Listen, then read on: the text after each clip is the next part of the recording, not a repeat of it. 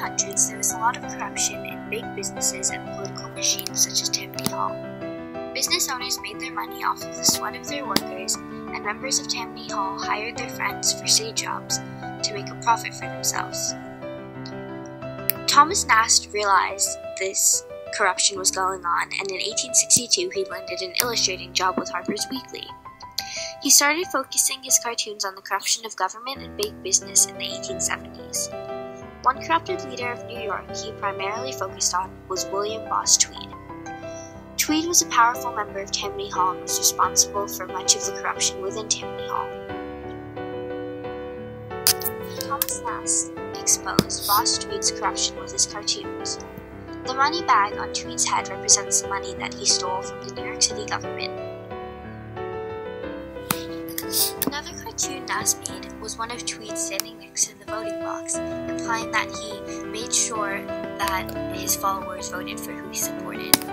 Many of Tweed's followers were poor immigrants that needed the services of Tammany Hall, so they were forced to vote for who Tweed wanted them to vote for, otherwise they would not get the benefits of Tammany Hall, which they needed to survive.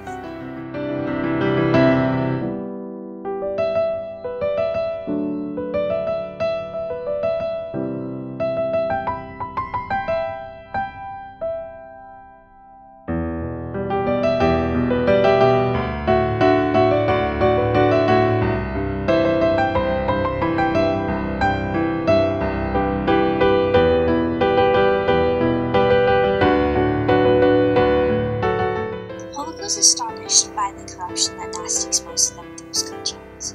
They pressed the government for reform. In 1862, the government passed the Ballot Act, which ensured the secrecy of voting. This act made it so Tweed could not force people to vote for him by monitoring the votes.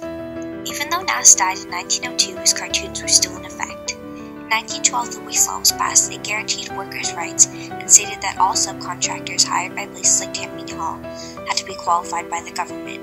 This ensured that Boss Tweed and other members of Tammany Hall couldn't hire anyone they wanted just to make a profit for themselves. The government also passed the Sherman Antitrust Act in 1890, which made it illegal to restrict free trade.